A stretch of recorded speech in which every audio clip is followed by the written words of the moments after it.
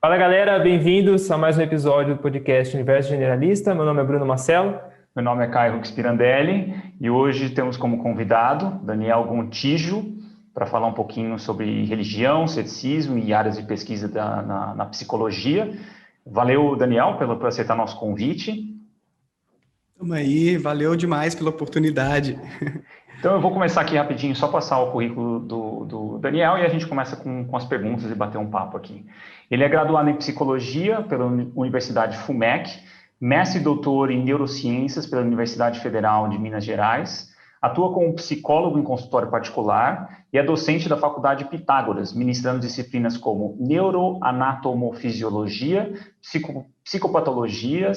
psicopatologia, bases biológicas do comportamento, análise experimental do comportamento e terapia cognitivo-comportamental. Atualmente, pesquisa as relações entre espiritualidade e saúde mental. Escreve também para o site Universo Racionalista, Ciências Nautas e Science Café, e é responsável pelo canal do YouTube, que recebe o seu próprio nome, Professor Daniel Gontijo, onde explora o tema religião e ceticismo.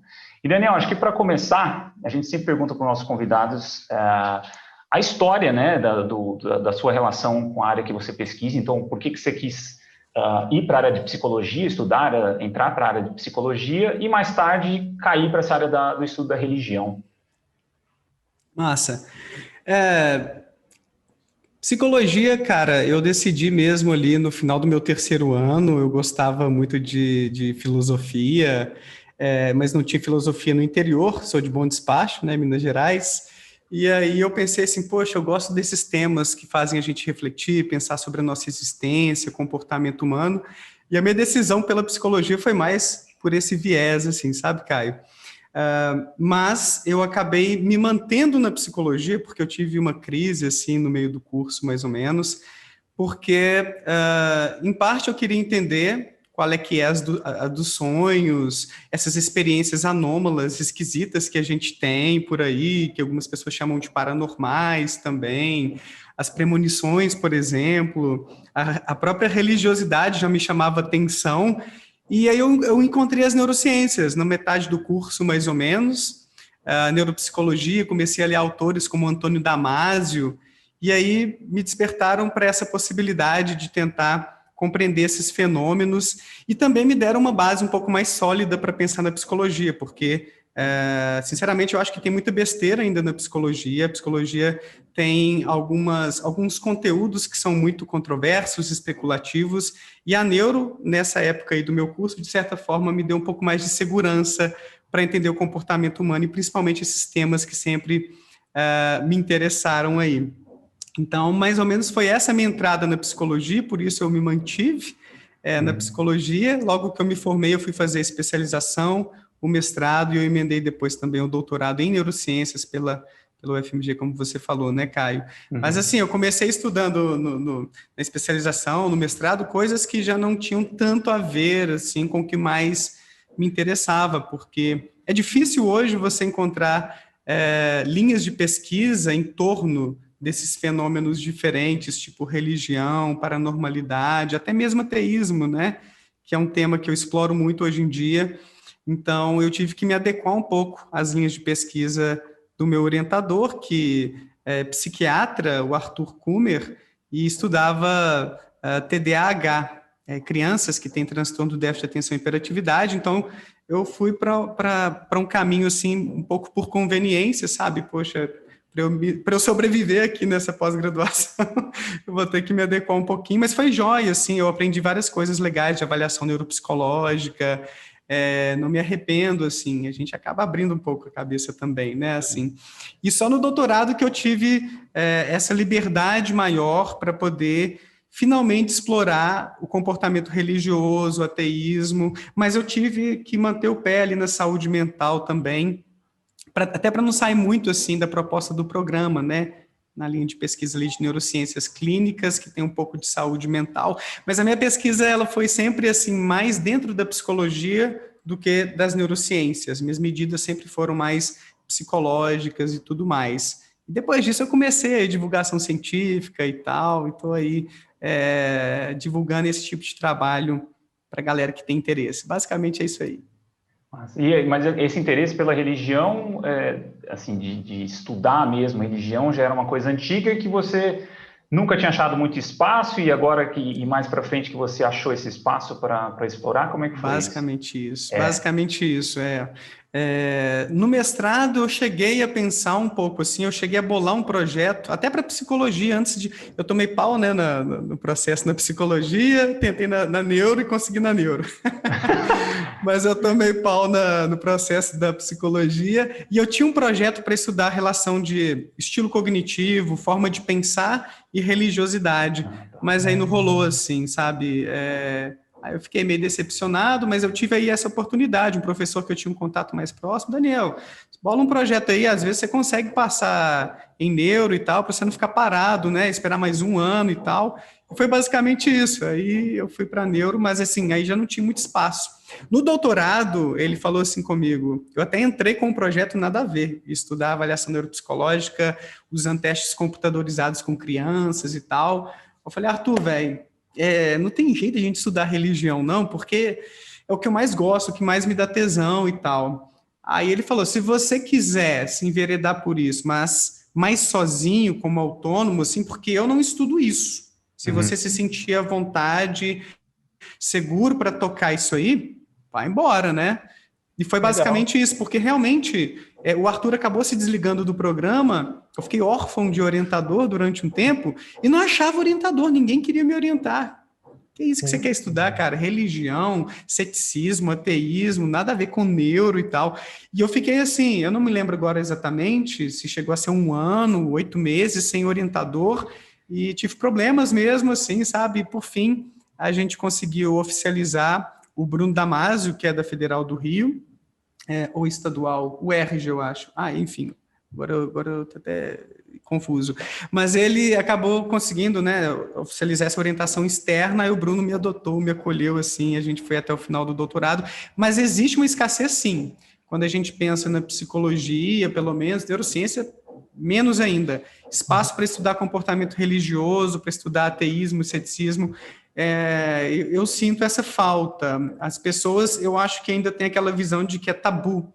Como assim? Você quer investigar uma coisa que parece que é de foro íntimo, né? Parece que é pecado você querer investigar a fé alheia ou até mesmo a falta de fé, que é um tema intocável, assim. Mas eu vejo cada vez mais pessoas se interessando. Hoje eu tenho alguns colegas com quem eu trabalho, assim, mais gente vem me procurando, Daniel, vamos fazer alguma coisa junto e tal. Então eu tenho visto que existe esse interesse, essa demanda, mas parece que as universidades ainda não se atentaram, não se estruturaram tanto, sabe, para construir linhas de pesquisa e tal. A gente está até desenvolvendo agora um grupo de pesquisa para formalizar em ateísmo com o pessoal da Federal do Mato Grosso do Sul. Então, vamos ver se vai rolar aí essa parceria, porque é isso, a gente vai fazendo alguns contatos, vendo que tem gente interessada, e vamos ver se a gente abre mais espaço aí para esse tema ser mais explorado, que eu acho que é muito importante. Com certeza. E, Daniel, indo já para um debate, assim, em relação às suas linhas de pesquisa, né? Para a gente começar, para o nosso público conseguir entender também melhor, inclusive a gente também, o que seria a área de pesquisa, né, da psicologia, da religião e da espiritualidade. Você conseguiria explicar para a gente, mais ou menos, o que seria essa linha de pesquisa? Massa. Então, Bruno, basicamente, a gente tem o propósito, existem vários tipos de objetivo dentro da linha de pesquisa. A gente quer compreender o que normalmente a gente chama de religiosidade, espiritualidade, mas também as irreligiosidades, né? As pessoas que não têm uma fé, que não têm crenças em nada sobrenatural e tal. A ideia, então, é a gente compreender tanto as diferenças entre as pessoas que apresentam espiritualidade, religiosidade, como também os fatores ou variáveis que estão por trás do desenvolvimento desses fenômenos, né? Por que algumas pessoas são mais religiosas do que outras? Por que algumas pessoas têm uma fé mais pessoal e não participam de uma religião, por exemplo? E por que algumas pessoas passam por um processo de desconversão, né? Nascem numa família religiosa, tem esse processo de aquisição dessas crenças, de práticas relacionadas a Deus e outros seres espirituais, e depois abrem mão disso. Recentemente eu até entrevistei uma pessoa que era pastora e se desconverteu, e hoje é ateia, recentemente no meu canal, né? Antes de ontem a gente soltou isso por lá. Então, eu tenho muito interesse nisso, e é um dos focos, assim.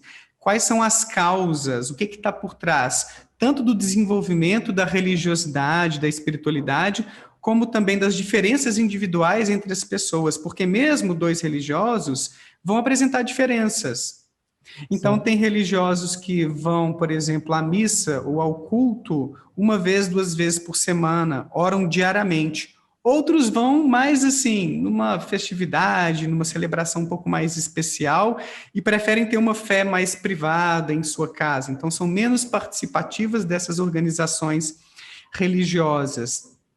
Outras pessoas, então, como eu tinha exemplificado, abrem mão totalmente da religião para ter um tipo de espiritualidade menos religiosa. Então, mantém algumas crenças a respeito, por exemplo, de Deus, de vida após a morte, mas veem a religião como uma coisa mais nociva do que benéfica e acabam se afastando, né? Uhum. Então, a gente vê um pouco, a gente estuda também essas diferenças individuais, como que existem diferenças em termos de experiências, de práticas, de crenças entre as pessoas. Tem gente que tem experiências que a gente chama de místicas, por exemplo, ou experiências de contato com uma divindade, eu sentir a presença de Deus, eu ter uma visão, por exemplo, um sonho premonitório. Então, existe também a possibilidade de investigar essas diferenças de experiências quando a gente fala de religião e espiritualidade. E existe também muita discussão assim, sobre o que é religiosidade, o que é espiritualidade. Então, existe pesquisa, inclusive, conceitual. A gente vai lá, coleta dados da população para ver como que eles estão definindo esses termos que são tão básicos da área da psicologia da religião e espiritualidade. Então, hoje, assim, não existe um consenso na área, mas alguns caminhos possíveis de haver uma diferenciação entre religiosidade e espiritualidade. Por exemplo, existem autores da turma do Pargament que defendem que a espiritualidade é a busca pelo sagrado. Qualquer tipo de atividade humana que busca entrar em contato, preservar, se relacionar de forma íntima com aquilo que se considera sagrado. Eu, particularmente, não gosto tanto dessa definição, porque e o que é sagrado, né? Acaba caindo naquele relativismo. Daniel Dennett, por exemplo, em seu Quebrando o Encanto, ele é um filósofo da mente, ateu roxo, e diz que, para ele, valores sagrados são a democracia, por exemplo, a busca da verdade, o amor.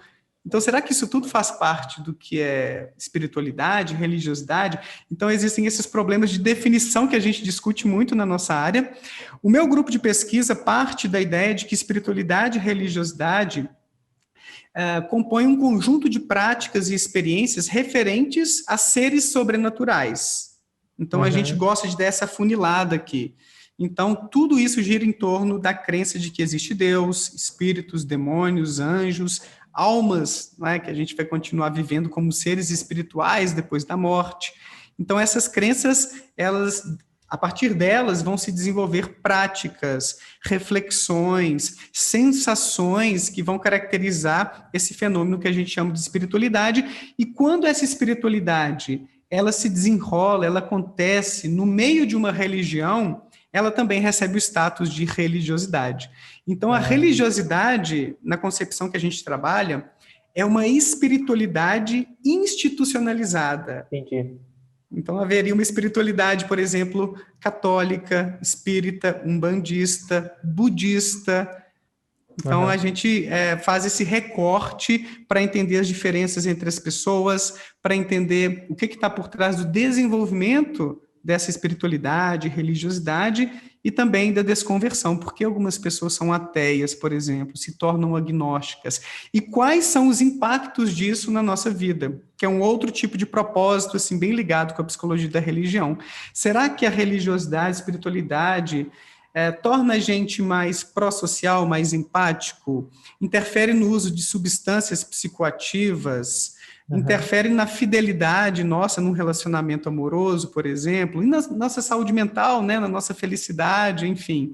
Então, é outro tipo de propósito bem explorado dentro da nossa área também. E veja, assim, que a gente não está tentando descobrir se existe Deus, se não existe Deus, não é essa a pegada da área. Independentemente de existir ou não um mundo sobrenatural por trás disso tudo aqui, é inegável que a religiosidade, a espiritualidade compõem experiências humanas, que são tão concretas como qualquer outro comportamento, qualquer outro tipo de crença, sensação. Então, a gente coloca entre parênteses se existe ou não esse mundo sobrenatural para entender como que isso se manifesta de forma que possa ser estudada cientificamente. Entendi. Legal, e afeta diretamente, né, a gente, não tem como a gente negligenciar isso, né, afeta o comportamento humano, afeta a sociedade, então, sim, essa busca de querer responder se Deus existe ou não, acho que tem muito mais coisas para a gente poder explorar do que realmente ficar nessa linha, né, muito legal. Exato, tem vários impactos, sim. O Dauga Larrondo, que é um pesquisador bem famoso na psicopatologia, ele também se envereda pela religião.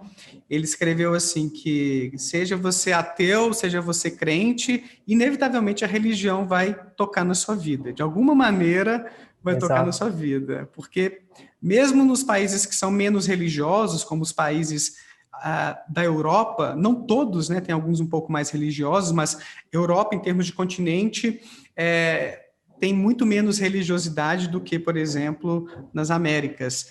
Mas mesmo lá, isso aí vai afetar a vida das pessoas. Você tem atentado terrorista, você tem a religião esbarrando em algumas questões de política. Você tem um estudo que saiu aí há alguns meses na Inglaterra mostrando que pessoas mais religiosas são mais crentes em ideias conspiratórias a respeito do coronavírus. Caraca. Então, várias pesquisas têm saído na pandemia mostrando relações entre religiosidade e pandemia. Inclusive, a gente está investigando isso também agora na pandemia. Estamos para analisar os dados agora para ver como é que a religiosidade dos brasileiros pode afetar as atitudes a respeito da pandemia. Por exemplo, fazer isolamento social, usar máscara, higienizar as mãos. A gente quer ver se tem uma interferência aí acontecendo ou não. Aproveitando então a temática, se quiser já compartilhar com a gente, porque seria uma próxima pergunta. Então, se você já quiser emendar essa discussão... Mas eu acho que tem uma antes ainda, que é a questão da saúde mental, né? Então, acho que já foi uma pesquisa realizada, né, Daniel? E eu acho que é um desdobramento já do que você apresentou, que é dessa parte da relação, né, entre espiritualidade e saúde mental. Acho que podia compartilhar com a gente um pouco o que foi estudado, né, e quais foram os principais achados que teve nessas pesquisas, enfim, que eu acho que é um primeiro aquecimento já para a prática, né, da sua linha de pesquisa. Show. Então, no meu doutorado eu realizei essa pesquisa, eu investiguei aí, eu coletei dados de 1.788 brasileiros, tudo online, né, pela plataforma aí SurveyMonkey. Hoje em dia a gente até usa aí a ferramenta do Google, né, para coletar dados, então é uma praticidade que a gente tem em tempos de pandemia também. A minha ideia durante o meu doutorado era investigar justamente como que se dá essa relação entre religiosidade, espiritualidade e saúde mental. Eu parti, assim, de uma literatura que é bem consistente, que mostra que geralmente pessoas mais religiosas têm melhor saúde mental. Se você pegar a média, sabe? Sim. Você vê que pessoas mais envolvidas com a religião têm menos sintomas depressivos. A ansiedade ainda está em debate, assim, mas algumas revisões sistemáticas sugerem que pessoas mais religiosas são um pouco menos ansiosas ou um pouco menos estressadas também, e assim por diante, um pouco mais felizes, têm mais sentido de vida. Então, a gente avalia componentes tanto positivos de saúde mental como negativos, ou seja, positivos quando eu falo daquilo que caracteriza mais saúde mental, tipo bem-estar, felicidade, sentido de vida, enfim, são indicadores de que você está jóia, né? Quanto mais, melhor. Mas também indicadores negativos de saúde mental, ou componentes negativos, tipo ansiedade e depressão. Então, no meu propósito lá no doutorado, eu queria não só replicar, né, ver se isso também se reflete aqui no Brasil, porque a gente sabe que existem diferenças culturais também. Um dado interessante é que, em países mais religiosos, o envolvimento religioso tende a se relacionar de forma mais forte com a saúde mental. Em países menos religiosos, como na Europa, né, que eu mencionei, o continente europeu, essa relação tende a ser um pouco mais fraca, o que sugere que existem aí alguns atravessamentos culturais. Você estar ou não estar sintonizado com as normas da cultura, você está ou não está mais adaptado à cultura na qual você vive, isso pode refletir, claro que é uma hipótese, né? Não dá para a gente concluir categoricamente, mas é uma inferência que a gente faz de por que existem esses dados. Isso pode refletir na sua saúde mental. Então, tem alguns indícios, por exemplo, de que a discriminação e o preconceito podem explicar em parte porque algumas pessoas menos religiosas têm menos bem-estar, felicidade em países mais religiosos. Mas, assim, essas pesquisas têm que acontecer mais para a gente ter mais segurança quanto a esses dados. No meu doutorado, eu fiquei encasquetado com uma coisa. A maioria dos estudos sobre saúde mental e religião não consideram, ou não vinham considerando, parece que as coisas estão melhorando agora, nos últimos anos, amostras de ateus e agnósticos. Então, saiu uma revisão em 2016, onde os autores comentam isso. A maioria dos estudos que eles encontraram sobre o tema não discriminavam, não diferenciavam pessoas não religiosas. Então, parece que a gente está fazendo essas pesquisas só com pessoas religiosas. Uma coisa é você falar que entre pessoas religiosas, aquelas mais envolvidas têm melhor saúde mental. Mas e quando a gente considera o outro lado do espectro, que são pessoas não religiosas? Será que elas estão na pior a respeito de saúde mental? Porque só com os dados que a gente tem, não dá para a gente concluir isso. Então, eu parto um pouco desse problema. Então, eu divulguei muito a minha pesquisa em grupos de ateus, agnósticos e tal, para a gente ter uma amostra bem representativa e ver como é que esses dados se comportam, né? E assim, no final das contas, a gente verificou que, ainda assim, religião tendia a se relacionar com melhor saúde mental. Mas aqui vai uma curiosidade, que nem todo pesquisador, na hora de reportar seus dados, tem esse cuidado. A magnitude ou a força dessa relação, ela tende a ser fraca. Até saiu uma meta-análise mostrando que a força da relação entre religiosidade e depressão, ela é fraca e ela explica apenas 1% da variação de sintomas depressivos. Para quem é mais leigo, assim, né, não consegue entender esse dado de 1%, eu gosto, às vezes, de fazer uma analogia para poder, sei lá, facilitar a compreensão do que é esse 1%, né? Imagine que você fez uma vaquinha online e ganhou R$100. Então, alguns reais vieram dos seus familiares, teve gente da faculdade também que te ajudou um pouquinho, teve gente, vizinhos que te ajudaram, né? Aí teve gente da sua congregação religiosa que ajudou também. Olha, então, pessoas mais religiosas acabam ganhando mais dinheiro na vaquinha. Aí, quando você vai ver o quanto que houve de contribuição dos seus colegas da igreja, por exemplo, você vai ver que houve, mas foi só R$1. Então, os outros R$99 vieram da sua família, principalmente de alguns amigos. Teve uma pessoa da sua igreja que depositou R$1 na sua conta para ajudar. Então, é como se fosse assim, de acordo com essa meta-análise. A religião, ela se associa, ou pelo menos se correlaciona, não dá para a gente falar que é uma relação causal, né? Mas a gente consegue predizer o quanto uma pessoa é depressiva em apenas 1% aí, ou explica mais ou menos 1% dessa variação de depressão. Os outros 99% decorrem de outras variáveis, o tanto que você dorme bem, a sua alimentação, a qualidade das suas relações interpessoais e assim por diante. Então, geralmente, a gente vê que pessoas mais religiosas têm melhor saúde mental, mas essa relação ela costuma ser muito fraca. Então, não quer dizer que ateus estão na merda, sabe? Não quer dizer que os ateus são pessoas deprimidas e que depressão é falta de Deus, como diz o senso comum. Existe uma distância muito grande entre essas duas coisas. Tanto é que, quando a gente comparou, né? Então, existe esse tipo de análise correlacional, de predição, né? Mas existe também um tipo de análise que a gente compara grupos. Então, a gente comparou, no meu doutorado, religiosos com espiritualistas. Os espiritualistas a gente define como as pessoas que têm alguma crença, que têm alguma religiosidade, mas não participam de uma religião. A gente também comparou agnósticos, que são pessoas que não têm uma posição sobre a existência de Deus e outros seres sobrenaturais. Não vão dizer que existe nem que não existe. Suspendem o seu julgamento. E os ateus, que são pessoas que afirmam seres sobrenaturais não existem. Então, assim que a gente definiu no meu doutorado. Então, a gente comparou os grupos. E o que a gente descobriu? Religiosos tendiam a ser mais felizes e a apresentar mais sentido de vida do que todos os outros grupos. Tá. Então, uma possível interpretação disso é que a religião fornece respostas mais satisfatórias do ponto de vista psicológico, tá, gente? Satisfatórias, não do ponto de vista epistemológico, metafísico. Sim. Do ponto de vista psicológico, talvez essa é uma interpretação. A religião, ela seria um meio mais poderoso de a gente acalmar as nossas angústias existenciais, né? De onde eu vim, para onde eu vou, qual que é o significado disso tudo aqui. É uma possível explicação de por que religiosos tendem a ter melhor saúde, mais sentido de vida. E é um dado muito consistente na literatura. Tá. Você vê isso nos Estados Unidos, na Alemanha, é um dado muito consistente a gente encontrou. Felicidade também apareceu. Tá. Religiosos eram mais felizes do que os outros 3 grupos.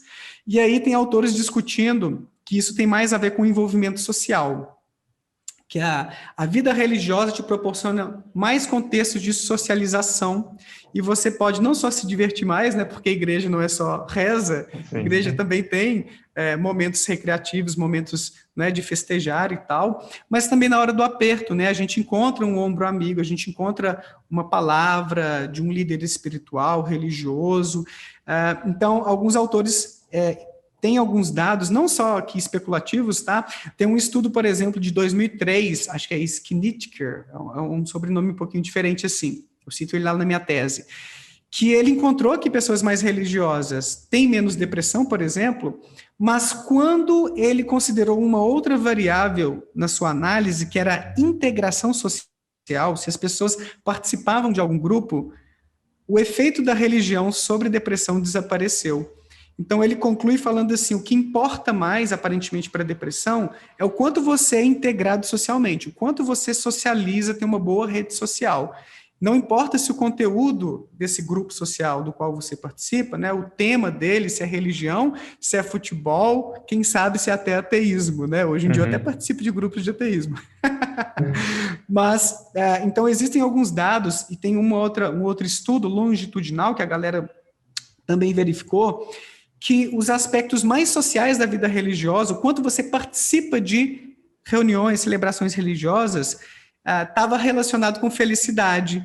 A religiosidade mais privada, né, você na sua casa, não se relacionou com felicidade. Então, é mais uma evidência que a vida social parece explicar melhor isso aí. E esses autores até mesmo encontraram que a sua relação com Deus aumenta a sua felicidade. E aí eles interpretam dizendo que a sua relação com Deus também é social, porque você está agindo como se estivesse conversando com alguém, desabafando, pedindo apoio, se sentindo amado.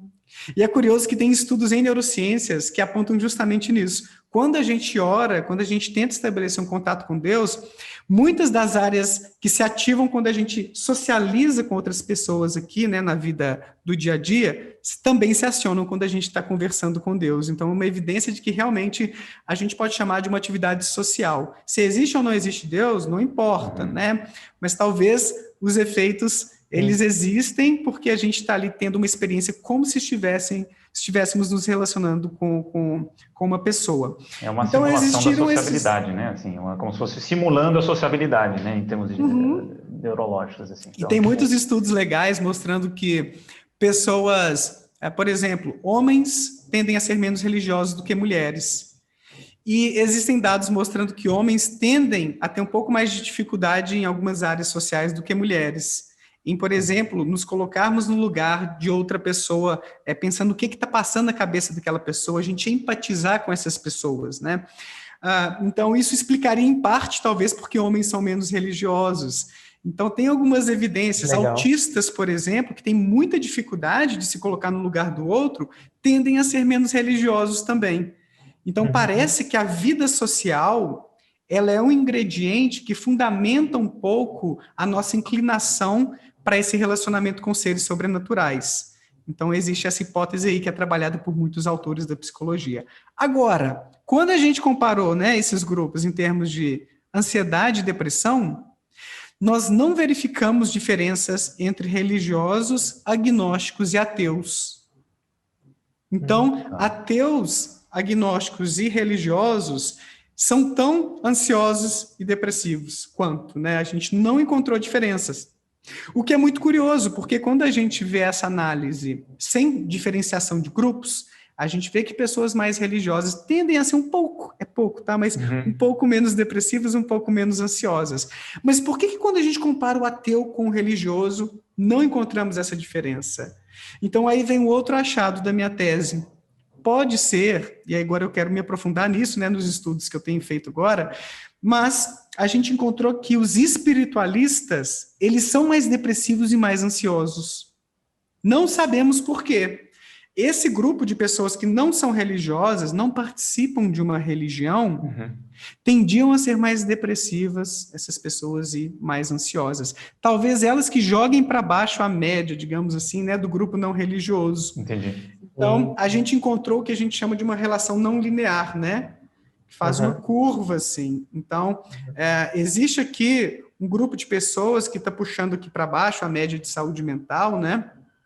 Que não necessariamente são os ateus. Indica que não necessariamente é a falta de fé que faz mal.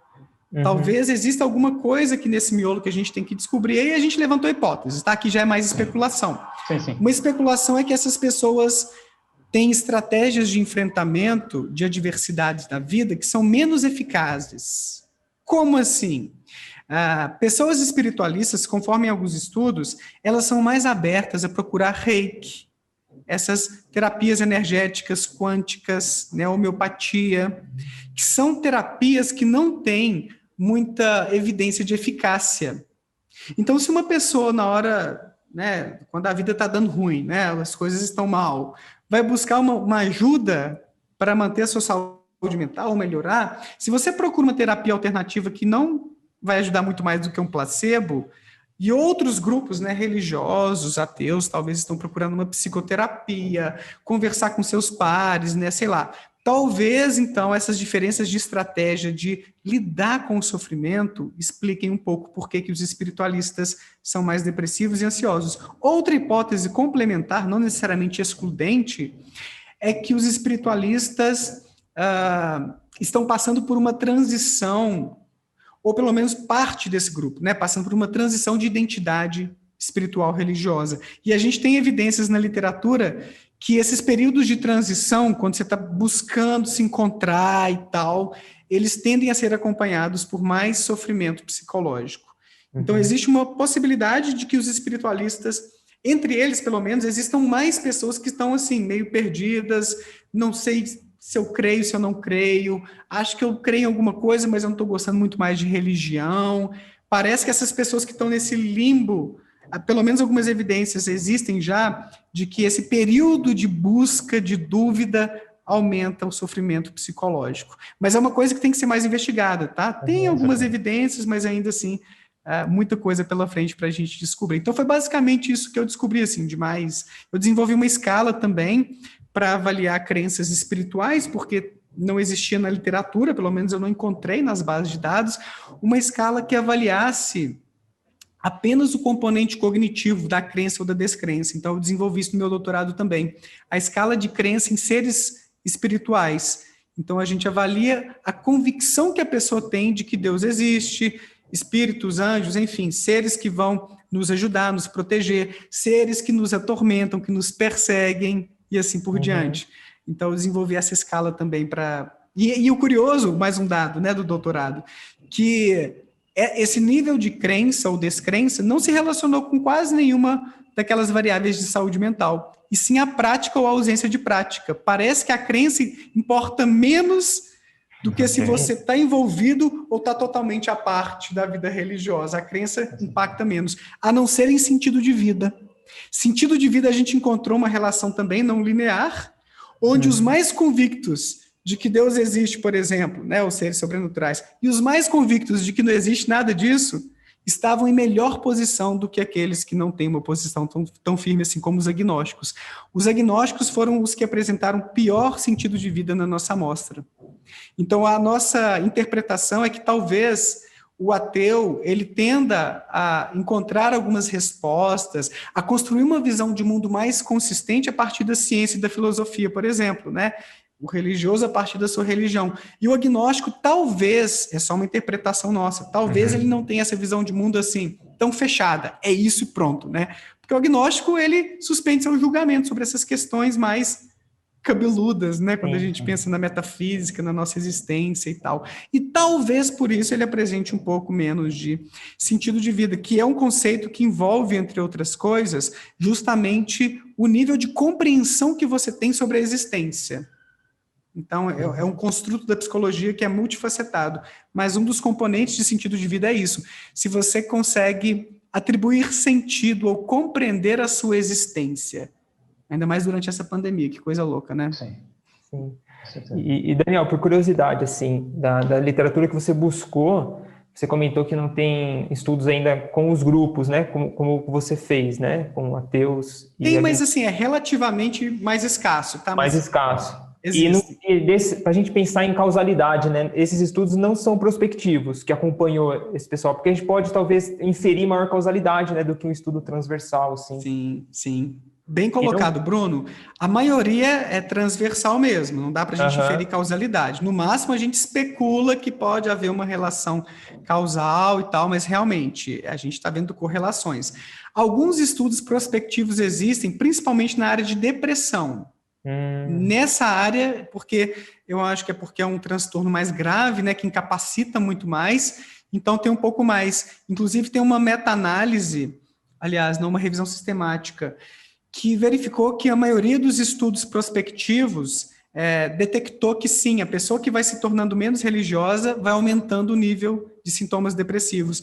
E esse autor, eu não me lembro agora o nome do autor, qualquer coisa, se quiserem eu mando, depois vocês colocam aí acrescentam as informações. Eu tenho um vídeo sobre isso, né, onde eu faço basicamente uma revisão sobre o tema, lá no meu canal do YouTube, mas esse autor verificou que as pessoas que foram deixando de ser religiosas e se tornando mais espiritualizadas do que religiosas, foram aumentando o seu nível de depressão, a quantidade de sintomas.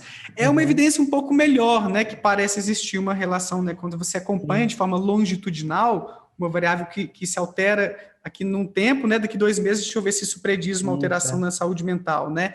Então, esses estudos, eles trazem um pouco mais de consistência para a ideia de que pode existir uma relação causal mesmo. Mas eu concordo com você que a maioria assim, dos estudos não permitem que a gente afirme que essa é uma relação causal, que a gente ainda está buscando os mecanismos, né? Que fazem uma mediação disso tudo aí, dessa relação. É importante porque acho que, pensando no mundo ideal, talvez seria um estudo como o que você desenhou, mas acompanhando esse pessoal, e aí a gente poder coletar mais informações. Sim. Eu pretendo reavaliá-los em breve, depois de uns anos, uns 4 anos. Eu quero ver isso. Será que as pessoas que se tornaram ateias, se tornaram agnósticas, espiritualistas, tiveram uma mudança de saúde mental? Aí já acrescenta mais alguns dados aí, né, para isso. Eu quero acompanhá-los mesmo. Legal. E caminhando, Daniel, para a sua linha de pesquisa mais relacionada à Covid, né? O que você encontrou também em relação dessa questão de saúde mental? E o que te motivou até a estudar esse tema em relação a esse período de pandemia? Então, a gente ainda está começando a analisar os dados, então eu acho que não é nem muito prudente eu te passar as prévias, não, porque assim, eu tenho alguns resultados, algumas prévias, né, a gente já mexeu assim, mas a gente ainda está fechando exatamente como vai ser a análise final, então eu prefiro não soltar muita coisa para não, né, gerar muito ruído sobre isso aí. Mas a ideia é que a gente queria verificar não só as atitudes, né? A gente está vendo a questão do isolamento social, a questão de higienização e coisas do tipo, o impacto financeiro que a pandemia está trazendo, mas a gente quer verificar se a religiosidade pode se associar, ou a falta da religiosidade, com possíveis impactos desses fatores de risco, né? Por exemplo, de você perder seu emprego, começar a se endividar. O isolamento social tem algumas evidências já que ele piora um pouco a saúde mental. Tem alguns estudos sugestivos de que aumentam também ideação suicida, por exemplo, mas é um dado um pouco mais inconsistente, que tem alguns estudos mostrando que não. Mas a gente quer ver se a religião ela pode proteger as pessoas durante possíveis adversidades, dificuldades que elas vivenciam durante a pandemia.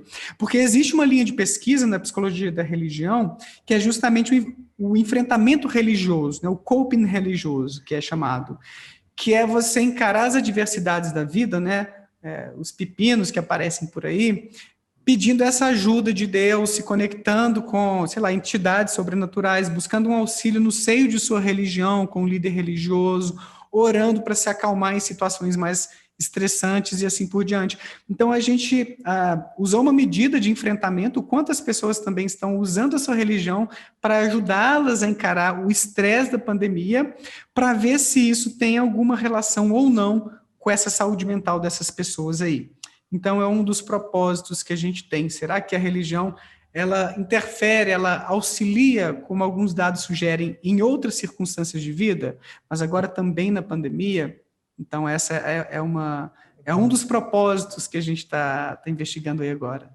E até pensando também, né, Daniel, se a religião tem esse poder de conseguir dar mais sociabilidade para as pessoas, na hora que a pandemia veio e tirou isso delas, ainda fico pensando naquelas pessoas mais religiosas mesmo, né, pessoas mais idosas, principalmente.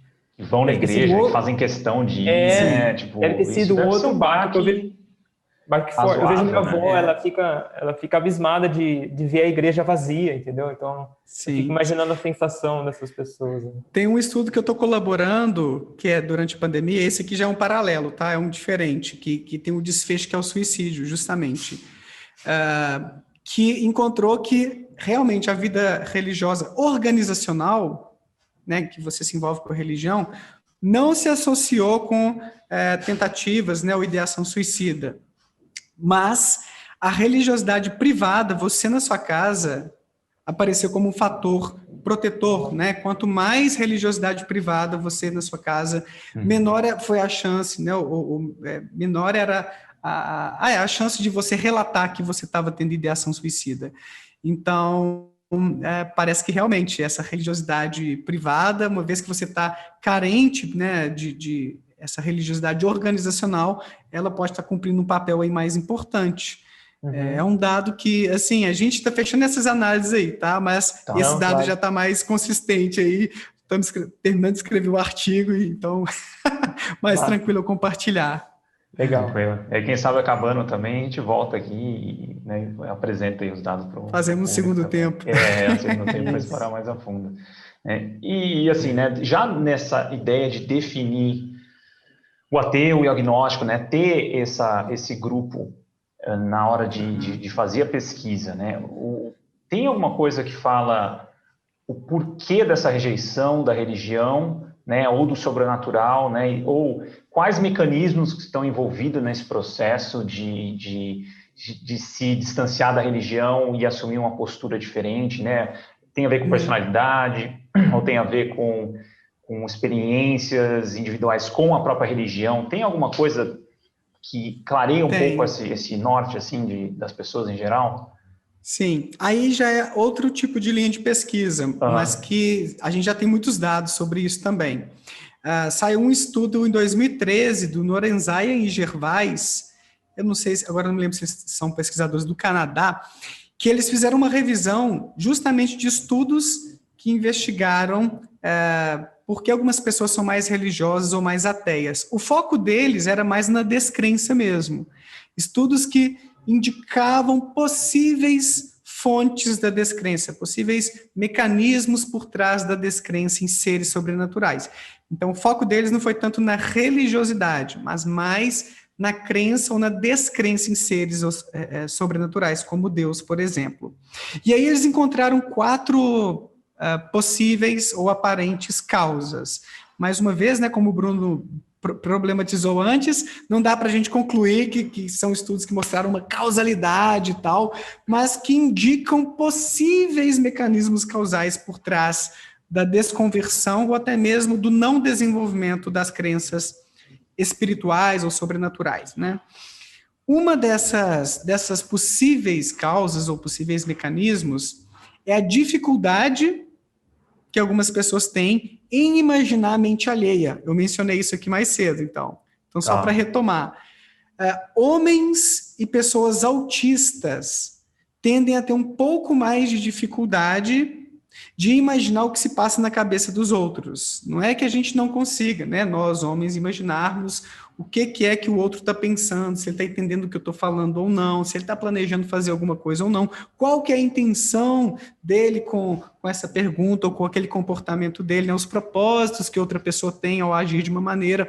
A gente tem capacidade, mas quando a gente compara homens com mulheres, homens tendem a ter um pouco menos dessa capacidade. Em média, tem mais dificuldade. Em média. Mas tem mulher que vai ser pior do que alguns homens, Sim. né? Mas a média é essa. Então, tem estudos sugerindo que pessoas que têm um pouco mais de dificuldade, né, na teoria da mente, que algumas pessoas chamam, ou na mentalização, tendem a ser menos crentes em seres sobrenaturais. E qual que é a lógica disso? É que os seres sobrenaturais, eles são concebidos, imaginados, basicamente como pessoas sem corpos. Daniel Dennett fala isso lá no Quebrando o Encanto, são pessoas virtuais. Tem estudos feitos em diferentes culturas mostrando isso também, que quando a gente imagina esses seres, a gente atribui a eles capacidades como as nossas, de ver, ouvir, pensar, sentir saudade, amar, né? O Deus judaico-cristão, ele é vingativo, né? Ele tem raiva, tem ira, ele nos ama. Então, são seres que têm muitos atributos do comportamento humano, da mente humana. São praticamente mentes desincorporadas e invisíveis que estariam pairando por aí, mudando o curso dos acontecimentos aqui. Uhum. Então, pessoas que têm dificuldade de imaginar mentes têm mais dificuldade de se relacionar com esses seres. Essa seria uma interpretação desse dado aí. E de forma mais geral mesmo, pessoas... então, assim, a ideia é que o desenvolvimento da crença em seres sobrenaturais partem de nossas intuições ou capacidades cognitivas mais elementares para se relacionar com outras pessoas. Então, essa é uma das explicações. Pessoas que têm um pouco de déficit ou, pelo menos, um pouco menos de habilidades são menos propensas a se envolverem em práticas religiosas ou têm mais dúvidas se realmente existem esses seres. Um outro mecanismo, ele é o mecanismo social. Quanto mais você cresce cercado de gente crente, né, que dão mostras de fidelidade àquele ser sobrenatural, que dão indícios para você que, poxa, deve existir isso mesmo, porque olha o tempo que essa pessoa passa orando, indo à missa, dedicando a sua vida a essa causa religiosa, não é possível, tem que existir isso. O que essa pessoa sente, quais as experiências que ela tem, eu quero... Então, isso tudo, digamos assim, incentiva a gente a entrar nesse meio. Claro que tem também a educação religiosa que a gente recebe dentro de casa. Então, as crianças já são encaminhadas para se tornarem religiosas. Eu nasci num lar católico e fui católico até mais ou menos os meus 15 anos. Então, eu acreditei em Deus, em anjos, até boa parte ali, né, no meio da minha adolescência, mais ou menos, eu ainda acreditava. Então, eu tive uma iniciação católica. Então, a vida social, as influências sociais, elas são importantes, aparentemente, conforme vários estudos aí, para a gente desenvolver, né, por modelação, a gente aprende imitando e tendo experiências similares aos nossos pares, aos nossos pais, seguindo a religião de nossos pais normalmente. Então, essa influência cultural, social, ela é uma variável que está presente, assim, em vários estudos por aí, de forma que as pessoas que recebem menos essa... doutrinação é uma palavra meio pejorativa, né? Mas no sentido de você... essa sociabilidade essa no meio educação, religioso, né? exatamente. Pessoas que tiveram pais, então, menos fervorosos, têm uma chance maior de se desconverter depois. Os meus pais, por exemplo, são católicos moderados, não são muito fervorosos, assim, de ir à missa todo final de semana. Então, de certa forma, eu também não fui um católico tão... carteirinha, assim, sabe? Então, quanto mais os nossos pais, principalmente a mãe, inclusive, forem envolvidos com a religião, maior a chance de você se envolver, né? E quanto menos, menos.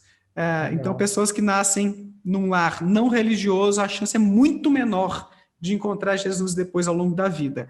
Mas, então, essa é mais uma das possíveis variáveis que explicam aí a influência cultural, né? A gente aprende a crer e podemos aprender também a descrer, né? Podemos aprender a sermos céticos a respeito dessas questões por influência de pares e de família. Terceira variável, ela é o que os autores chamaram de segurança existencial. O que é isso? Vários autores bateram nessa tecla, né? Que o medo do desconhecido, os apertos da vida, o sofrimento, é um dos motores para a gente buscar auxílio numa religião, para a gente pedir ajuda aos deuses. E a gente tem evidências científicas hoje de que isso realmente rola, evidências talvez até causais, nesse caso. Por exemplo, populações, depois de passarem por um desastre, como um tsunami, um terremoto, se tornam mais religiosas. Então, tem medidas antes do desastre natural e depois do desastre, e a gente vê que teve esse aumento de religiosidade. Outro dia, inclusive, eu até fiz uma divulgação desse estudo, pessoas que, depois de um término de relacionamento, um problema financeiro, buscam o auxílio da astrologia, como uma forma de entender o que está acontecendo e o que eu faço daqui em diante, né? Então, parece que a gente tem essa tendência de buscar uma ajuda sobrenatural, seja pela astrologia, pela religião, enfim, pela terapia alternativa, às vezes, para poder lidar com o nosso sofrimento.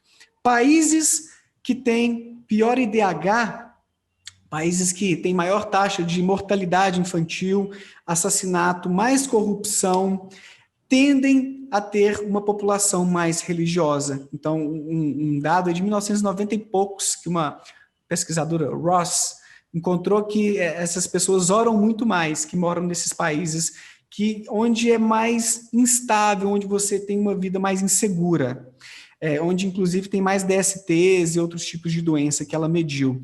E em países onde é mais estável a economia, a política, a gente tem uma população menos religiosa, por isso que o continente europeu é o menos religioso do mundo, principalmente os países ali, Finlândia, Suécia, Noruega, do norte europeu, a gente encontra quase 50% de pessoas não religiosas em alguns desses países aí.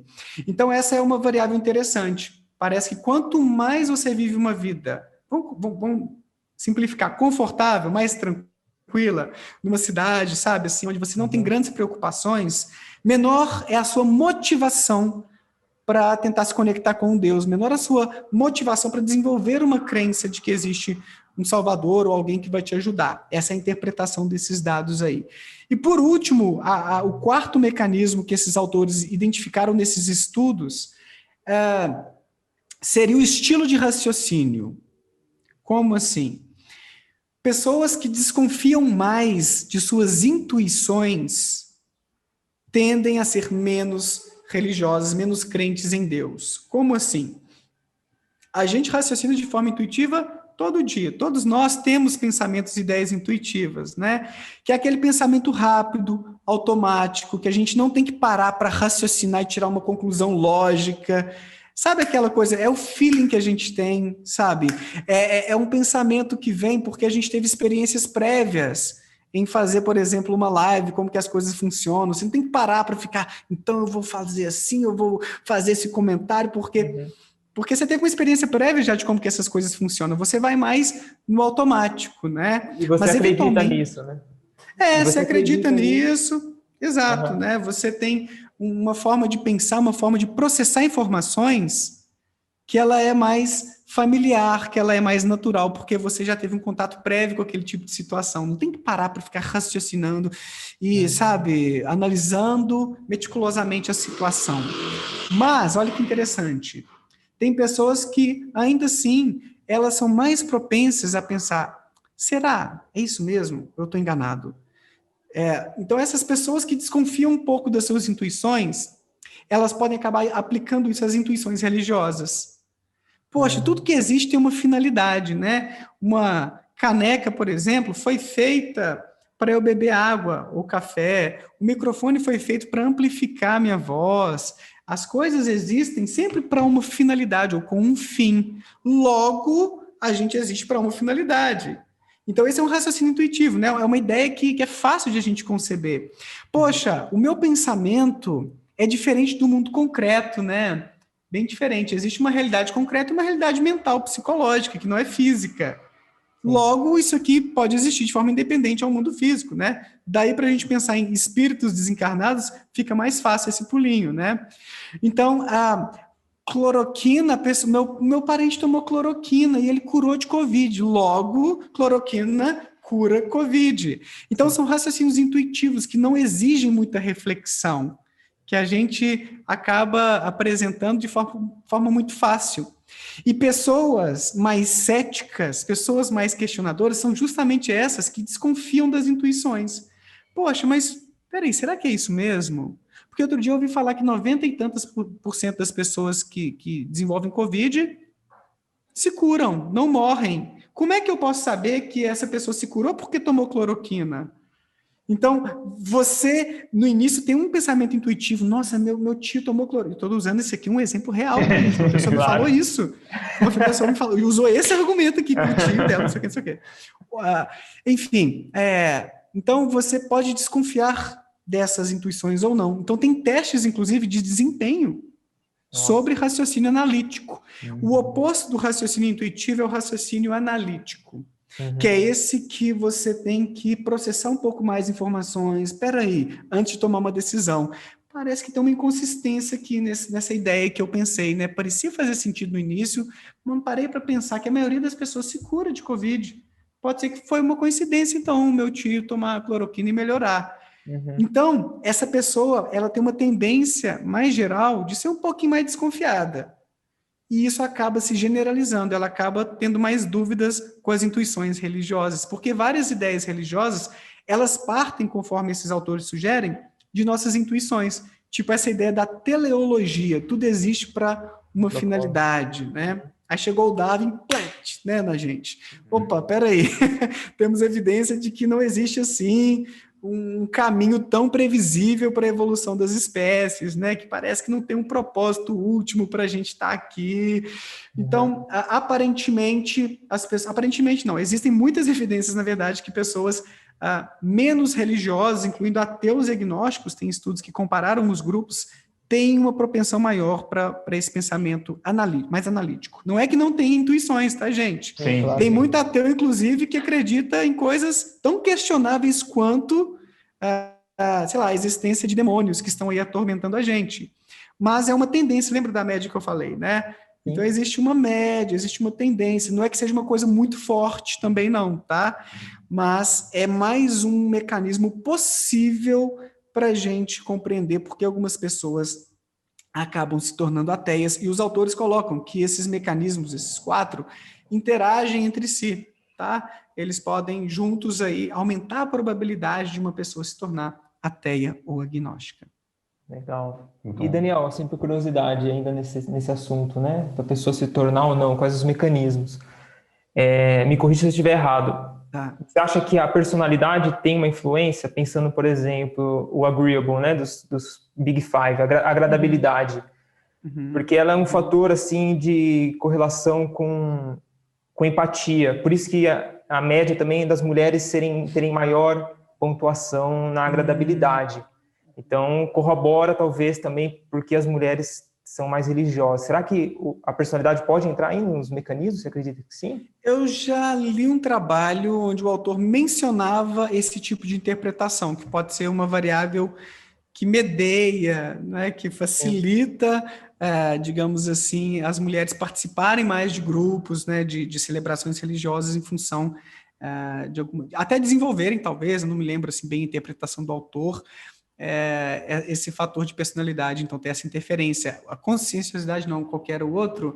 Abertura a experiências tem a ver com uma religiosidade menos ortodoxa, menos fundamentalista, porque a abertura a experiências seria aquela tendência nossa de experimentar coisas diferentes. Então você não vai se fechar de forma dogmática àquela ideia, àquela crença religiosa. Então parece ter uma relação também com uma espiritualidade menos religiosa, você ser um pouco mais fluido ou mais sincrético.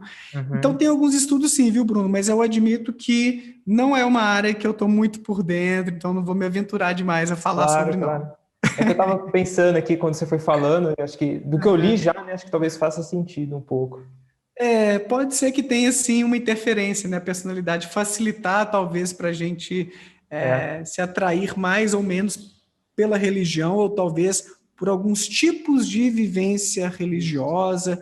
Pode ser, mas eu estou um pouco por fora desse Tá, tema. legal. Até porque a personalidade tem um peso forte de genética, né? Então, talvez Sim. consiga balancear um pouco com a cultura, né? Mais uma Ah, sim, curiosidade sim, aí. sim. Massa. Legal. E, Daniel, caminhando aqui para uma pergunta talvez mais pessoal, né? Tem um documentário do Richard Dawkins que ele fala que ele acredita, né, que a religião é a raiz de todo o mal. Na sua opinião, o que você acha dessa afirmação dele? Eu acho meio exagerado. Porque é uma questão que às vezes aparece nos grupos de ateísmo, dos quais eu participo e tal, seja no Facebook, eu estou em alguns também de WhatsApp e tal. Mas eu acho um pouco exagerada essa ideia. Eu concordo que várias atrocidades já foram feitas e ainda são em nome da religião, em nome de Deus e tal, longe de dizer que não existam problemas oriundos da religião. Sim, existem. Eu até mencionei aqui o caso da pandemia, mas a gente não sabe também até que ponto é uma instituição que está estimulando a propagar fake news, ideias conspiratórias a respeito da pandemia. Mas existem várias reportagens por aí sugestivas disso, né?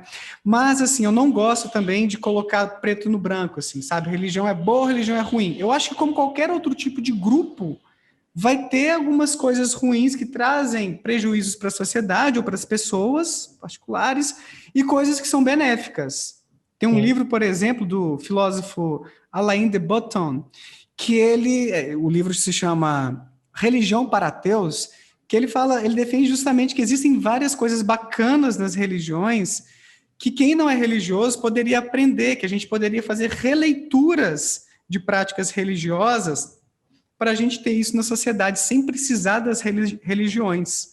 Desde, por exemplo, o Dia do Perdão, não lembro se é do judaísmo, sabe, coisas que são pró-sociais, que a religião faz, filantropia, tem tantas coisas que são benéficas. A gente estava falando de saúde mental, né? Você conviver ali com seus pares religiosos, você ter uma visão de mundo que, pelo menos psicologicamente, é satisfatória, te responde algumas questões. Do ponto de vista individual, eu vejo que é mais benéfica do que maléfica a religião. É a minha percepção hoje, pode ser que eu mude daqui a uns anos, mas eu posso estar enviesado, eu desconfiando da minha intuição, ó. Eu posso estar... Posso estar errado. Posso estar errado, posso estar enviesado porque hoje eu estudo saúde mental, e quando a gente pensa em saúde mental, geralmente a gente vê que para os indivíduos mais religiosos, esse envolvimento costuma estar relacionado com melhor saúde mental. Agora, quando a gente pensa no social, eu tendo a achar que tem mais prejuízos do que benefícios. Então, eu vou dar uns dados para vocês aqui. Ó. Então, eu falei de pandemia, né? Pessoas mais religiosas acreditam mais em teorias da conspiração sobre a pandemia. E pessoas que acreditam mais nessas conspirações, elas tendem a seguir menos as diretrizes governamentais sobre esses cuidados, tipo isolamento social, usar máscara e coisas do tipo. Então, tem alguns dados mostrando isso. Um estudo dos Estados Unidos, por exemplo, constatou que nos estados mais religiosos dos Estados Unidos, o povo se locomove mais. Como que eles extraíram esses dados? Pelo GPS do celular. Eles viram que esse pessoal dos estados mais religiosos estavam transitando mais, andando mais, maiores distâncias por dia, sugerindo que, aí já é uma inferência, né? Mas sugerindo que estão fazendo menos isolamento social. Então, dados recentes que eu estou trazendo para ilustrar um pouco, mas a gente tem dados também. Tem alguns estudos, é um dado menos consistente, tá, gente? Mas alguns estudos sugerem que existe mais racismo entre pessoas mais religiosas, preconceito contra idosos, então, menos paciência, menos vontade de conviver com idosos, até idosos, pessoas pobres também. Tem dados também sobre homofobia. Então, pessoas mais... Inclusive, eu tenho um vídeo no meu canal também, né, onde eu discuto, né, trago um estudo que foi feito aqui no Brasil, mostrando isso, que algumas religiões, pessoas que são adeptas de algumas religiões, tendem a ser mais homofóbicas do que pessoas não religiosas.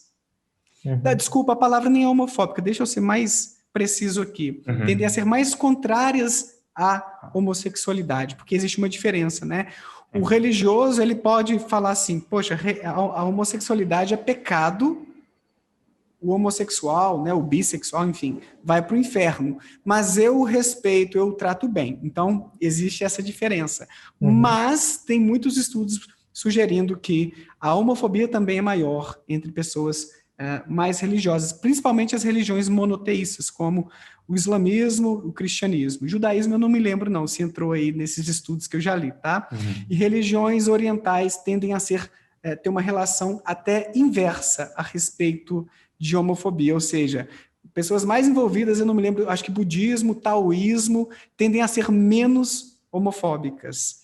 Então, esse é mais um dado. Machismo também tem alguns dados, né? Aquela questão de lugar de mulher na cozinha, a mulher tem que ter esse papel aqui, ser submissa ao homem, alguns dados sugestivos. Então, por isso que eu falo, é muito mais complexo do que é a raiz de todo mal, religião é ruim. Eu acho isso um raciocínio muito simplista.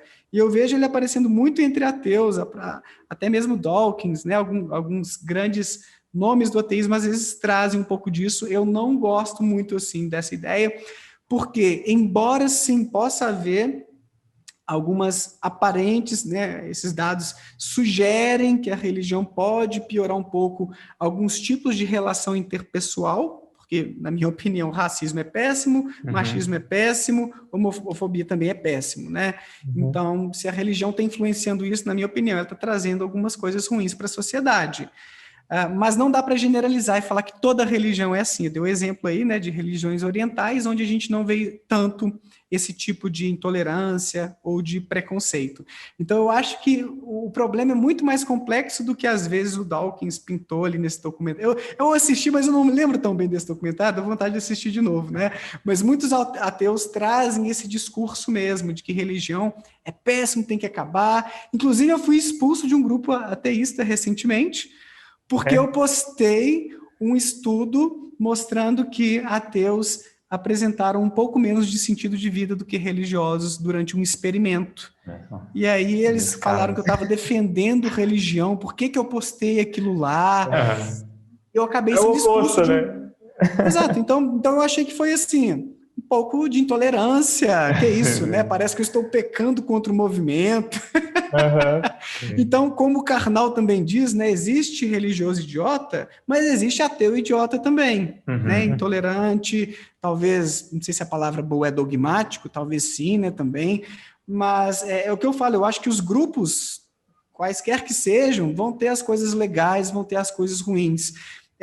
Se fosse para me arriscar um pouco mais na resposta, eu acho que para o indivíduo religioso tende a ser melhor, sabe, o seu envolvimento religioso tende a trazer mais bem do que mal, mas para os outros eu acho que pesa mais certo prejuízo, mas não que seja a coisa catastrófica que explica todo o mal da humanidade e que tem que acabar a religião de todo... Não, eu não tenho essa visão, sabe, tão extremista.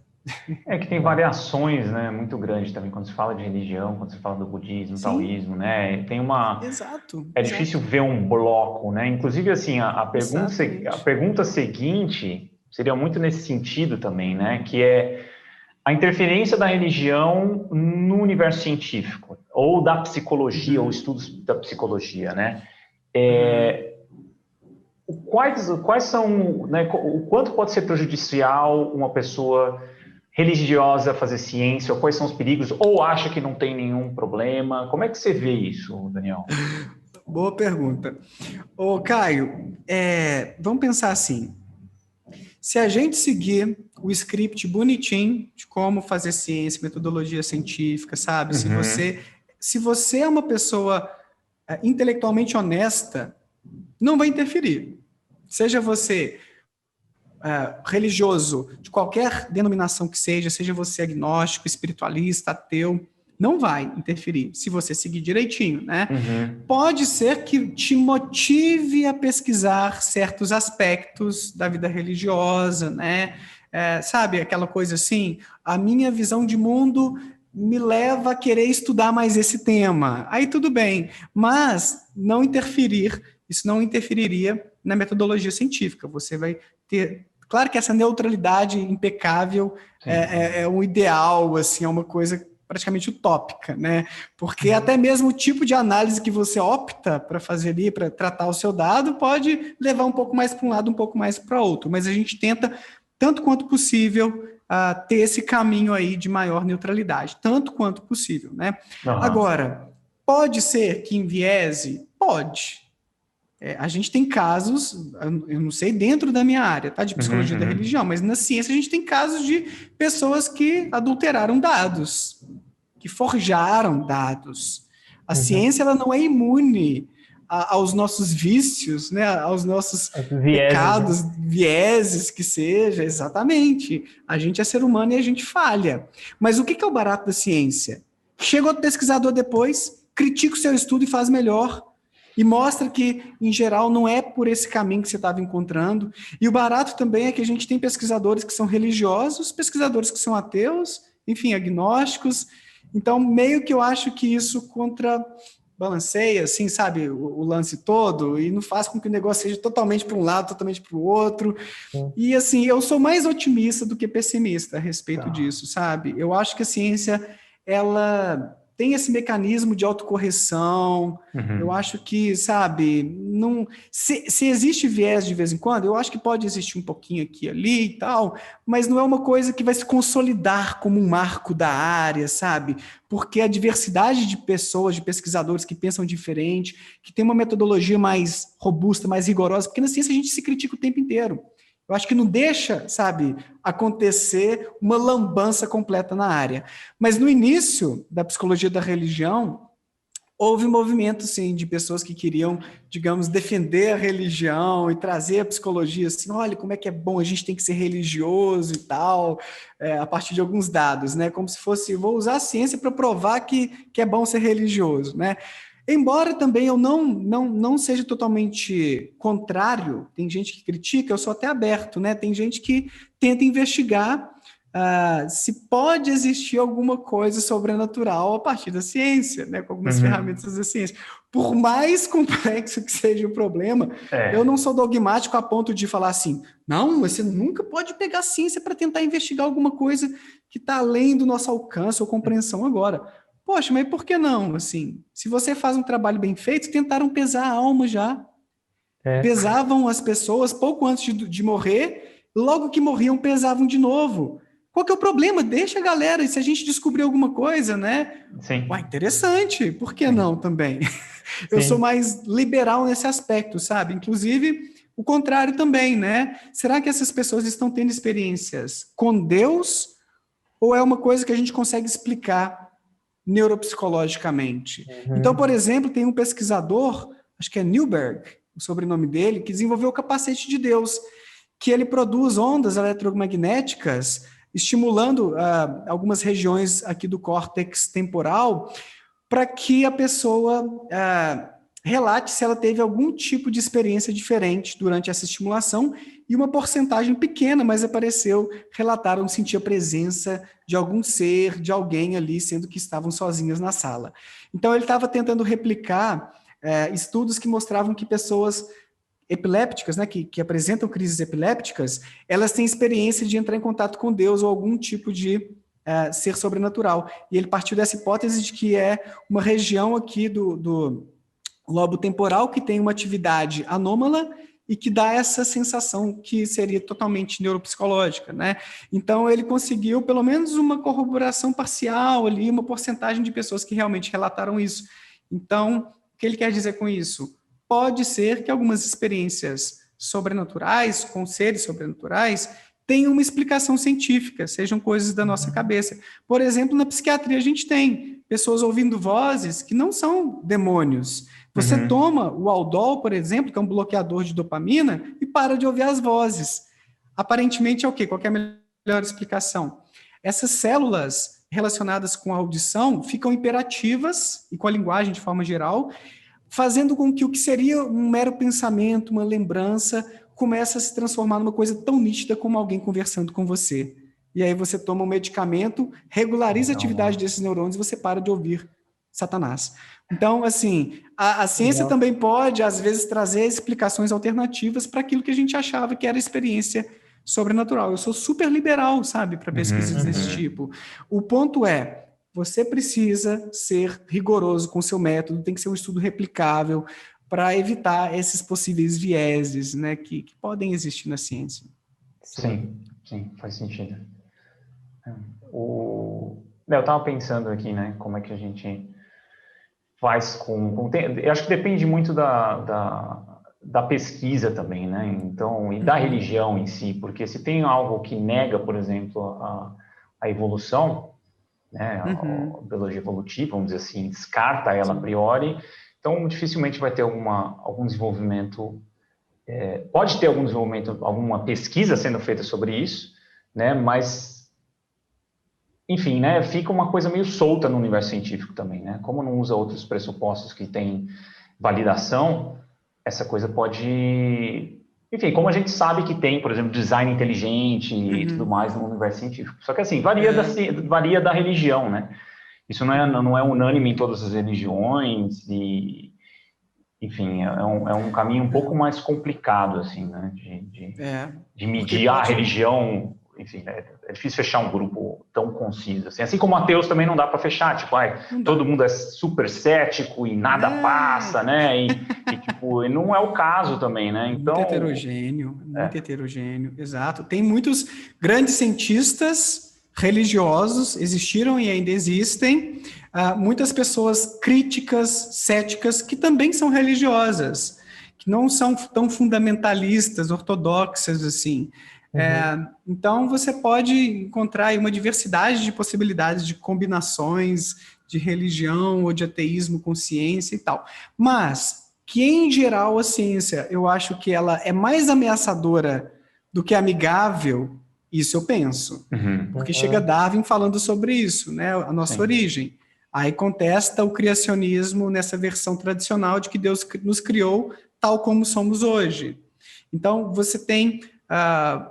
uma genealogia na Bíblia que não permite você pensar na origem da nossa espécie em 200 mil anos, por exemplo, como é a estimativa hoje.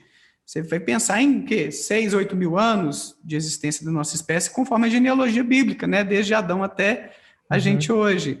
Então, sim, existem conflitos, e quem nega isso, eu acho que está ou sendo desonesto intelectualmente, ou ignorante mesmo. Ou se não tenta fazer uma síntese, né? Eu acho que tem gente que se esforça, se não me engano, o próprio Papa hoje admite a evolução, mas fez uma síntese, né? Mas Deus guiou o processo. Então enxergam de forma mais figurativa, metafórica, alegórica as escrituras. Então eu acho que aí dá para fazer uma conversa, um diálogo que é mais pacífico, digamos assim, né?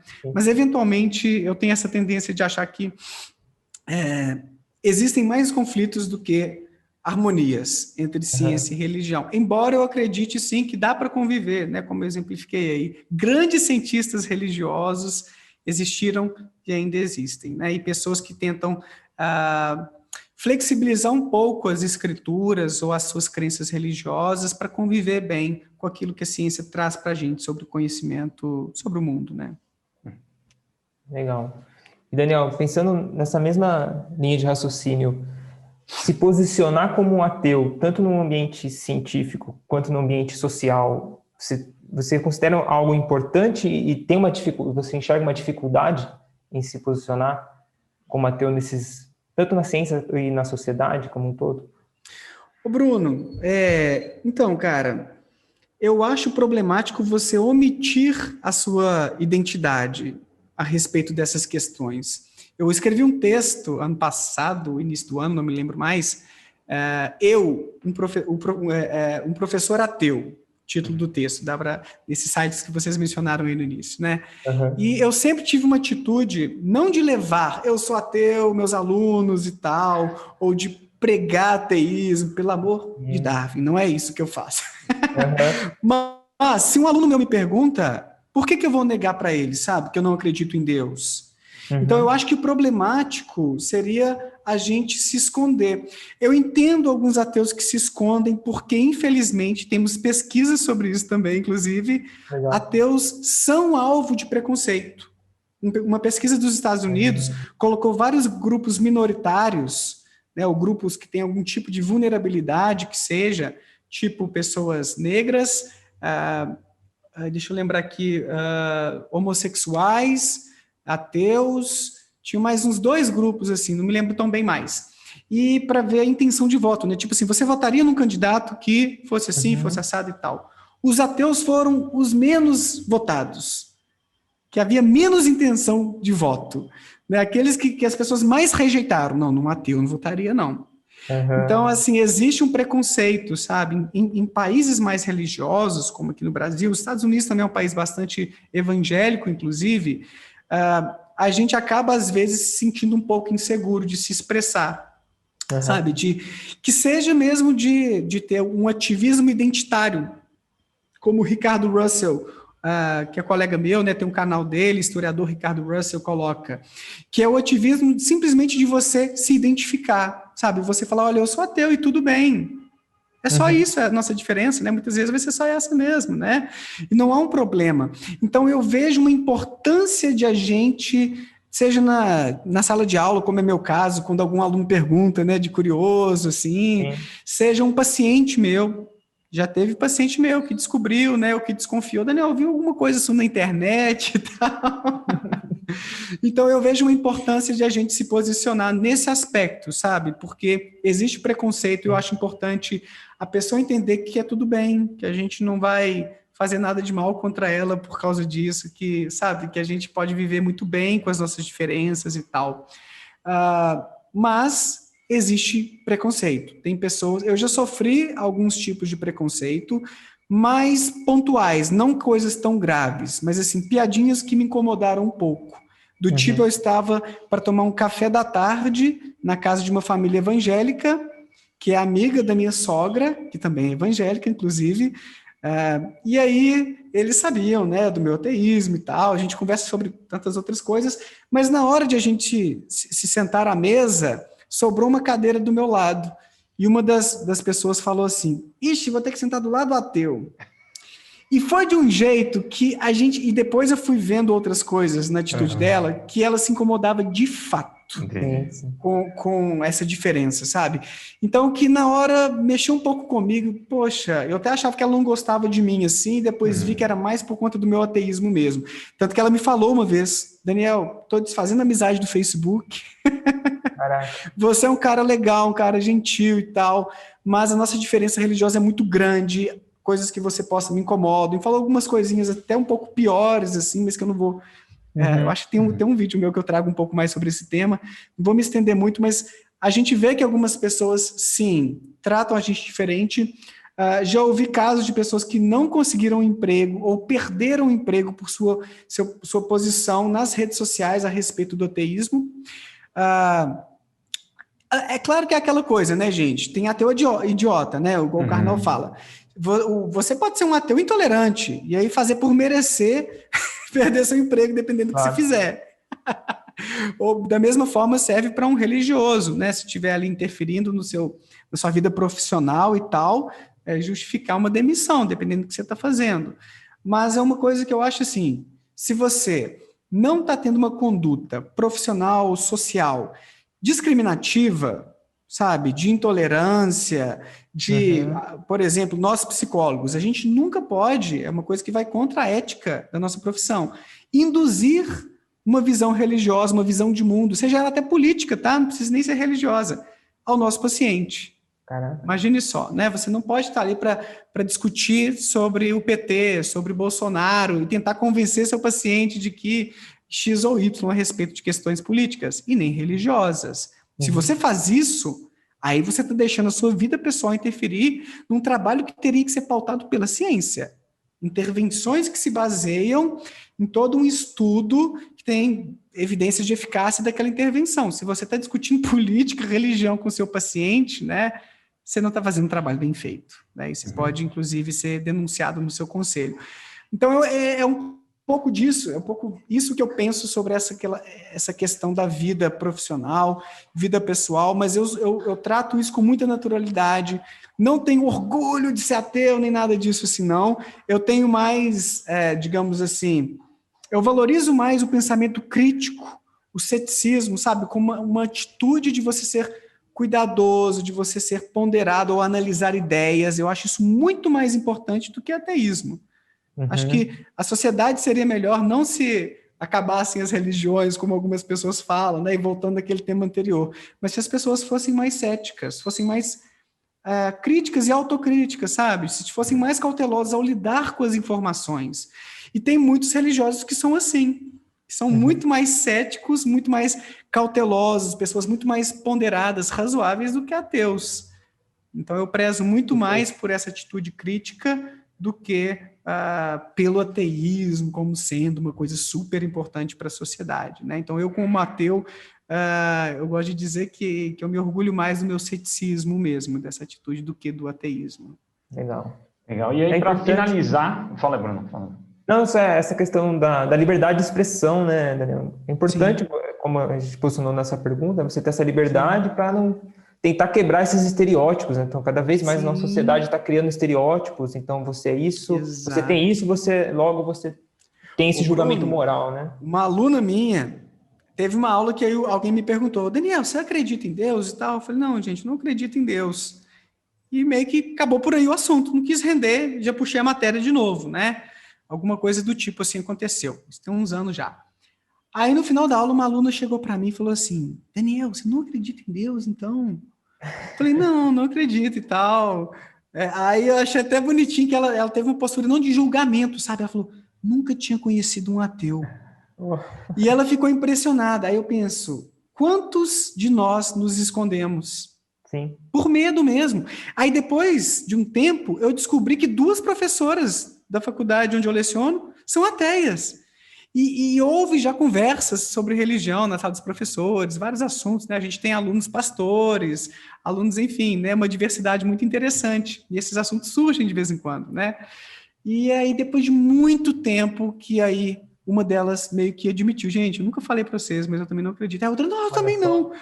Aí eu pensei assim, a gente conversa sobre isso tanto, né, religião, vários tópicos assim que aparecem na sala de aula e tal, os meninos sempre perguntam, são muito assim, e parece que por receio mesmo, nenhuma das 2 tinha se manifestado ainda. Então eu vejo que existe um receio ainda de a gente morar num país muito religioso, talvez experiências de vida, né, que façam algumas pessoas ter medo de se posicionar no trabalho, ou até mesmo para sua família a respeito da descrença. E eu acho que, em parte, a gente vence isso tendo essa atitude mais afirmativa, né, de tratar com naturalidade. Eu sou ateu, mas eu sou uma pessoa que vive eticamente, que estou aqui, né, trabalhando, pagando as minhas contas, fazendo isolamento social. Enfim, né, eu acho que é importante essa expressão, esse espaço para o ateu, para os ateus se posicionarem, para eles serem vistos e entendidos como pessoas que têm uma visão diferente, que não necessariamente vão trazer um prejuízo para a sociedade, né? E se trouxerem, talvez não tenha nada a ver com o ateísmo, né? Igual muitos religiosos às vezes trazem, não necessariamente tem a ver com a religião. Sim. Penso por aí. E para finalizar, eu já também pegando esses pontos todos aí que você trouxe, essa questão da religião e de uma sociedade sem religião, né? Você acha viável isso? Acho que tem muitos ateus que têm essa vontade, vamos dizer assim, ou têm isso no horizonte, tipo, um dia teremos uma sociedade sem religião. A gente queria saber a sua opinião sobre isso, se é viável ou se é alguma coisa que nem é importante para a sua perspectiva, acredito que pelo que você falou até agora, eu acho que cai mais para esse lado, mas eu queria saber mais dessa viabilidade de uma coisa desse tipo. Né? Entendi. Enfim. Caio, assim, desde o iluminismo, a galera está na expectativa. Já são alguns séculos aí, né? A ciência avançou tanto e ainda assim a gente tem a religião tão forte. Eu acho que é viável, eu acho que é possível, eu acho que um dia vai acontecer algo parecido. Mas eu não tenho expectativa de que vai ser daqui 3, 5 gerações, não. Mas, apesar de eu achar que um dia isso vai acontecer, né, eu faço uma aposta aí, aposto talvez aí com uma confiança de 62%, não sou convicto, tá? Mas eu tenho uma inclinação a achar que a religião um dia ela não vai ter essa expressão que ela tem hoje, talvez de ser de não sermos mais, ou melhor dizendo, né, a maioria das pessoas um dia não ser mais religiosa. Eu tenho essa expectativa, mas não como um desejo, não como uma coisa que eu torço. O mundo um dia podia acabar a religião, né, e tal. Não torço, eu não tenho essa coisa de ser contra a religião, tá? Aí uma fala minha que eu gosto de trazer para essas conversas. Eu não sou um ateu, né, contra a religião. Eu sou contra, ou eu me oponho às crenças e práticas religiosas que se opõem à felicidade. Então, quando eu vejo atitudes preconceituosas, discriminativas, motivadas pela religião, eu me posiciono criticamente, eu me manifesto. Aí eu me vejo até na obrigação mesmo de combater algumas coisas que são perniciosas para a sociedade. Mas a religião que não está trazendo mal, ou o religioso que está vivendo a sua fé numa boa, respeitando os outros, que mal tem, sacou? Então eu não tenho esse desejo, essa expectativa no sentido de tomara que um dia, sabe? Eu acho, pelos dados que a gente tem de alguns países, né? Eu acho que se a nossa sociedade evolui a ponto de a gente conquistar mais estabilidade de saúde, educação, política, economia, sabe? Se a nossa sociedade caminhar mais ou menos como caminham algumas lá da Europa, que a gente tem como referência, né, de sociedades menos religiosas, eu acho que essa vai ser a tendência, se um dia a gente chegar lá. Mas se a gente tiver tanta merda, desculpa a palavra, né, tanta coisa ruim acontecendo assim, tanto sofrimento no mundo, eu acho que a religião vai manter o seu lugar por aí. Mas eu tendo a ser otimista com a sociedade. Eu tendo a ser otimista no sentido de achar que a humanidade caminha de forma mais para a gente ter um modo de viver mais harmonioso, mais bacana, apesar de todas as desgraças que ainda existem e de diferenças sociais, econômicas, etc. Eu vejo de uma forma mais otimista o futuro da humanidade. Então, por isso, em parte, eu acho que um dia a religião vai perder um pouco de combustível, digamos assim, tá? Mas eu não tenho essa certeza e não tenho esse desejo também, sabe? Eu tenho um desejo de que a sociedade funcione melhor e que as pessoas sejam mais críticas, valorizem mais essas virtudes intelectuais, sabe? De admitir a sua ignorância, de ter um cuidado ao lidar com as informações, de não espalhar coisas sem conferir a fonte, sacou? Eu defendo muito mais essa atitude crítica, espero muito que a sociedade melhore, a gente tendo mais divulgadores científicos, mais pessoas levando boas informações para o público, professores mais bem formados, uma educação que leve para os nossos alunos essa forma mais cuidadosa de pensar, e isso talvez tenha alguma consequência, sabe, nas nossas crenças sobrenaturais, mas aí vai ser só um desfecho natural. Não acho que seja necessário, não tem esse desejo, sabe, que as religiões acabem, nem nada disso. Então esse é meu ponto, eu valorizo mais o ceticismo do que o ateísmo, do que uma sociedade sem Deus ou sem religião. Um pouco por aí o que eu penso. Interessante. A gente já debateu isso num episódio entre a gente, mas bem lá no início, né? A gente fez se meteu a besta de falar de religião, enfim, lemos algumas coisas tal, e batemos um papo. Mas eu acho que a questão é que a religião também ela se transforma, né? A religião não é a mesma durante os períodos históricos, ela se transforma, tem reformas, ela ganha outras coisas. E tem necessidades humanas ali de sociabilidade que a religião, né, que a gente sabe que ela propicia, né? Então talvez o futuro seja de algo que não necessariamente a gente veja como uma religião, mas que tenha essas características positivas, né, de sociabilidade, de pertencimento, que a gente sabe que tem essa perspectiva positiva, mas talvez com mais pensamento crítico, né? Acho que é uma questão que pode ser... Com mais tolerância também, sabe? Com mais inclusão, porque é tão triste a gente ver, sabe, religiões que são muito exclusivistas, que a gente fala, sabe, assim, nós somos diferentes deles, nós somos mais especiais, os escolhidos, porque esse aparentemente é um dos motores da intolerância, você tratar mal o seu colega, porque você cria um abismo tão grande entre vocês que ele passa a ser, ou representar um inimigo, né? Aquela pessoa que eu mencionei mais cedo, inclusive, falou isso. Satanás, às vezes, aparece como um cara gentil, influenciando pessoas que são simpáticas e tal, né? Então, ela viu em mim um reflexo do inimigo, né? Da besta.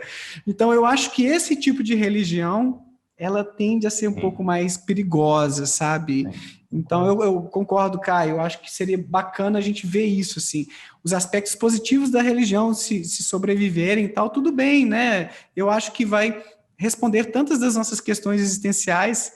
Talvez a ciência nunca vai responder tudo que a gente quer saber. Eu não acredito que a ciência um dia vai responder tudo, não. Eu não tenho essa fé, digamos assim, porque a gente é limitado cognitivamente, né?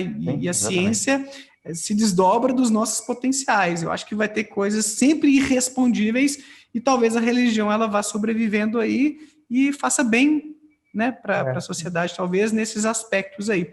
Mas eu acho que a tendência é ir perdendo um pouco de espaço, sim. Né, acho que tanto na nossa conversa desse episódio, a gente chegou meio que a uma conclusão de significado, né? Se no futuro a gente conseguir trazer algo que traga tão significado quanto a religião para a sociedade, talvez realmente a gente consiga ter essa substituição, né? Porque acho que um papel central, pensando até na evolução humana, é essa questão de significado, de entender o mundo, do que fazer no mundo, né? Então acho que o iluminismo, a ciência tem trazido esse contraponto muito importante, mas eu acho que tentar nesse futuro aí, pensando no mundo sem religião, alguma coisa que substitua, porque acho que se perder esse significado, talvez uma consequência social seja bem prejudicial, assim. A saúde mental, como a gente tem falado, né? Concordo, são essas lacunas do nosso conhecimento, né? Tem questões que não dá. Eu acho assim, a não ser que a gente aprenda, eu acho que um bom cético aprende a conviver bem com as suas dúvidas, com a sua ignorância, né? Exato. De ter até orgulho de falar, eu não sei, tudo bem, sabe, assim, eu sou limitado, e é isso aí, eu estou em busca de aprender mais, mas nem todo mundo consegue. Outro dia mesmo, lá no meu Instagram, onde eu faço divulgação científica, falo de coisas sobre ateísmo e religião, uma pessoa comentou, eu não conseguiria viver sem Deus, seria uma lacuna que ia ser deixada, assim, na minha vida, que é impensável para mim, sabe? Parece que é melhor morrer. Uma coisa assim, parafraseando o que a pessoa falou, sabe? Achei duro assim, ao mesmo tempo, aí eu penso, tem muita gente que realmente preenche de uma forma tão significativa a vida com a religião que é difícil a gente encontrar um substituto assim. E talvez, eu não sei, tá, gente? Estou especulando aqui também. Talvez sejamos poucos que conseguimos tolerar bem o desconhecido, tolerar bem os mistérios, a ignorância, sabe? E extrair sentido disso, né? De viver enquanto uma busca para compreender a própria existência. Talvez isso seja um grande desafio que poucos consigam conquistar, né? Mas Carl Sagan para a galera aí, talvez, né? Legal. E, Daniel, para a gente finalizar, você compartilha com a gente alguns canais que você considera importante, o seu canal, algumas leituras que o pessoal que é curioso, que quer saber mais? Claro, então eu tenho o meu canal, né, Prof. Daniel Gontijo, então eu faço divulgação científica lá sobre religião e ateísmo, e também eu faço assim, eu tenho quadro, E aí Ateu, que é justamente nessa pegada do ativismo ateísta, não não tem aquele tempero ácido assim, né, gente? Mas eu gosto mais nesse sentido identitário mesmo, né? De mostrar um pouco da vida de um ateu como uma coisa que não é de outro mundo assim também. Então, quem puder conhecer e tal, tá lá, Prof. Daniel Gontijo. No Instagram eu tô também, Daniel F. Gontijo. Eu sou muito mais ativo no Instagram, inclusive, eu faço posts praticamente todo dia a respeito desses temas. É raro eu falhar algum dia. No YouTube, agora eu estou conseguindo uma vez por semana fazer lives, então é uma maneira de eu conseguir trazer mais conteúdos. Eu recomendo, assim, fortemente, alguns canais, inclusive, que estão um pouco mais devagar, assim, mas mais sobre pensamento crítico, como o canal do Pirula. O Pirula caiu um pouquinho de produtividade, né? Eu acho que em função não sei se é o doutorado dele, o que ele está aprontando aí, mas que ele traz temas de religião também para discutir, ceticismo. Dentro da psicologia, eu gosto demais do canal do André Rabelo, colega meu, né, o Minutos Psíquicos. Não é tão dentro de religião, mas de vez em quando ele faz, né, algumas coisinhas assim dentro do tema, mas a psicologia baseada em evidências, uma psicologia científica, assim, muito bacana o canal dele, recomendo fortemente. Temos aí alguns sites, né, eu escrevo para o universo racionalista, que traz esse tema de religião, ceticismo, filosofia direto, ciência nautas também eu contribuo lá bastante com os meninos. Hoje em dia a gente está fazendo uma parceria legal, assim, tem publicado com eles também no Facebook, e também o Science Café, que está no início da sua trajetória, mas que tem trazido textos bem bacanas aí, que pega psicologia, pensamento crítico, filosofia, resenhas de livros e assim por diante. Enfim, eu não tinha pensado assim em outras recomendações, né? Não tinha me programado, mas os que vieram agora na minha cabeça são esses canais aí, enfim, né? O Átila, obviamente, Nerdologia. Legal. Temos canais bem bacanas aí para a gente acompanhar nessas vibes aí. Beleza, Daniel? Obrigadão aí pela participação, pelo bate-papo, muito massa. Sim. E rendeu bastante, quase 2 horas. Bastante, assim, a vontade é demais, né? Me empolguei, foi mal, gente. Às vezes, né, a gente perde a noção do tempo. Não, tô tranquilo. E até a vontade era ter mais, né, para falar mais, né? Até me segurei aqui para não estourar muito mais o tempo. Mas às vezes a gente marca outro mais para frente aí com algum outro tema também, beleza, né? Divulgação científica, ceticismo, tem tantas coisas legais aí. E é isso aí, agradeço demais pela oportunidade também. Parabéns pelo trabalho de vocês e tamo junto aí. Beleza. Falou, galera. Obrigadão. Até a próxima aí. Valeu, um abraço.